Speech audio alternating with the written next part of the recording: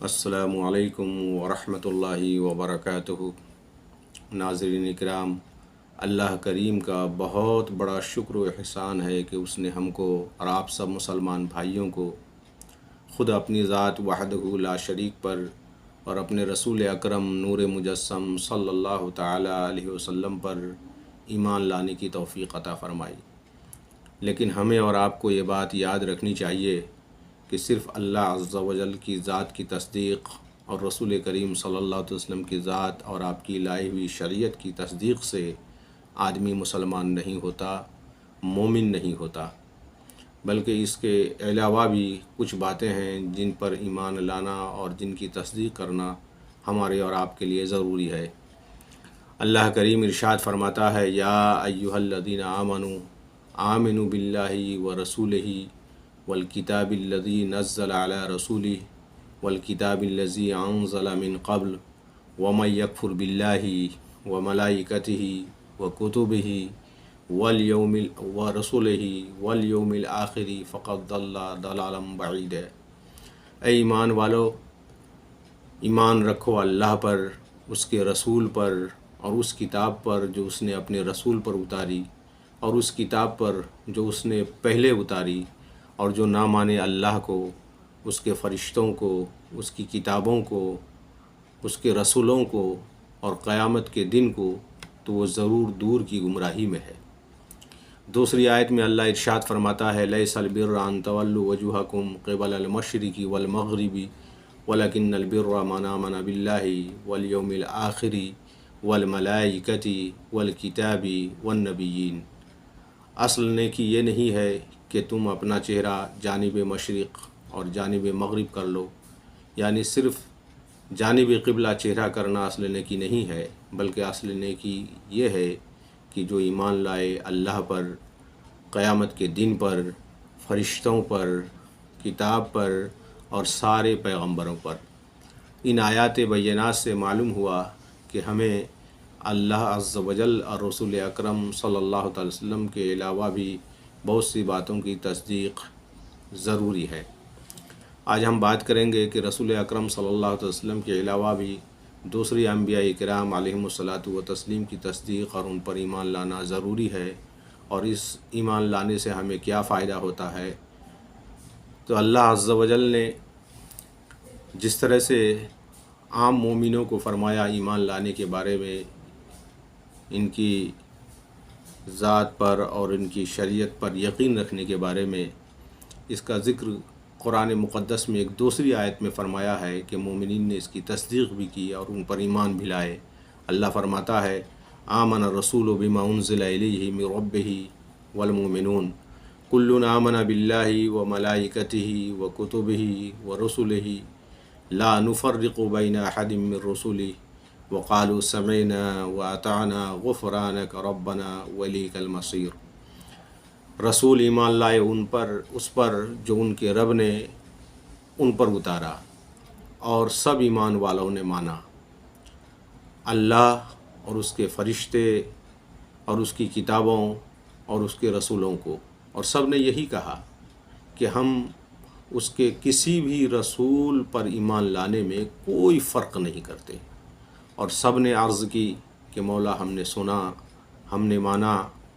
اے رب تیری طرف سے معافی ہے اور تیری ہی طرف پھیر کر جانا ہے۔ رسولوں پر ایمان لانے کا مطلب کیا ہے کہ ان پر ایمان رکھیں تو کس طرح سے رکھیں؟ رسولوں پر ایمان لانے کا مطلب یہ ہے کہ دل سے یہ تصدیق کرنا کہ اللہ تعالیٰ نے ہر امت کے لیے ایک پیغمبر بھیجا، جس پیغمبر نے اللہ وحدہ لا شریک کی عبادت کی طرف قوم کو دعوت پیش کی، اور یہ بھی یقین رکھے کہ سارے انبیاء سچے ہیں، اللہ تعالیٰ سے ڈرنے والے ہوتے ہیں، امانت دار اور ہدایت یافتہ ہوتے ہیں۔ انہوں نے اللہ تعالیٰ کے دیے ہوئے پیغام کو مکمل پہنچا دیا، ان میں سے انہوں نے کوئی کمی، زیادتی اور تبدیلی نہیں کی، اور نہ ہی کسی بات کو انہوں نے چھپائی ہے، بلکہ اللہ نے جتنے بھی احکامات اور پیغامات قوم تک پہنچانے کے لیے ان کو دیے ہیں، پوری امانت داری کے ساتھ انہوں نے قوم تک بغیر کسی کمی و زیادتی اور تبدیلی کے قوم تک پہنچا دیا ہے۔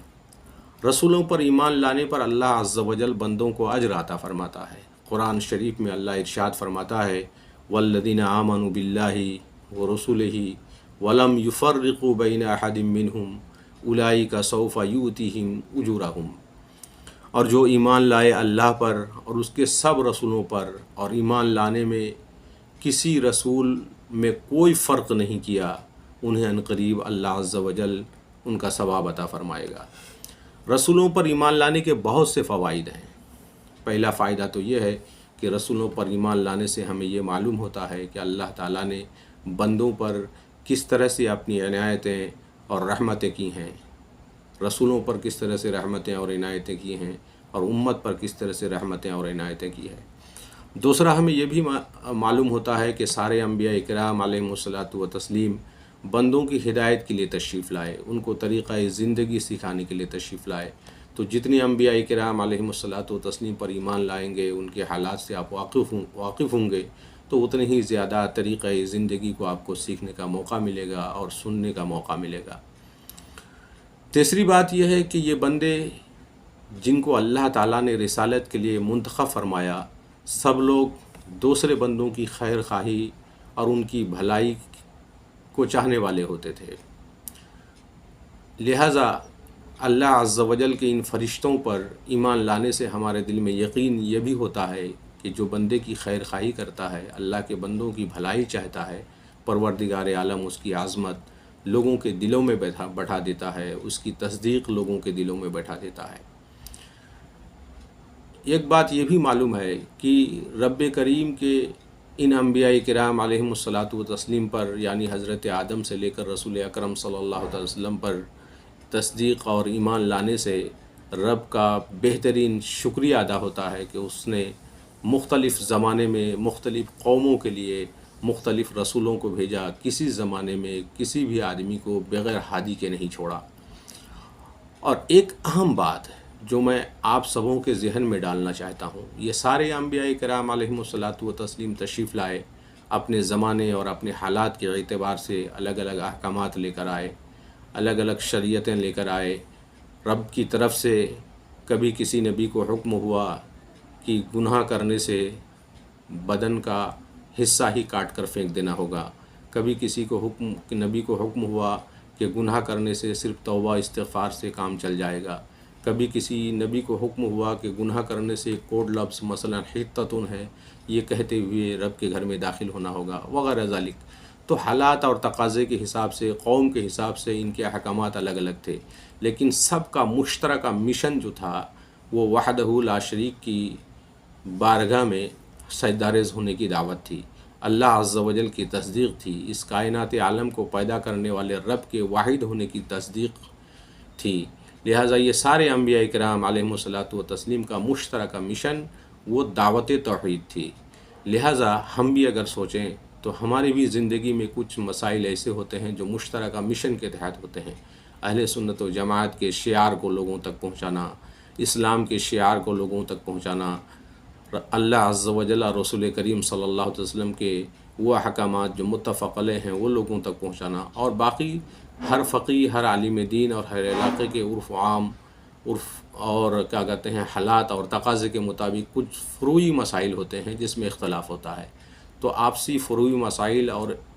اختلافات کی وجہ سے، جو فروعات کی وجہ سے اختلافات ہو رہے ہیں، اس کی وجہ سے بنیادی مشن کو ہمیں نہیں چھوڑنا چاہیے، بنیادی مشن میں ایک دوسرے کے ساتھ متحد رہنا چاہیے۔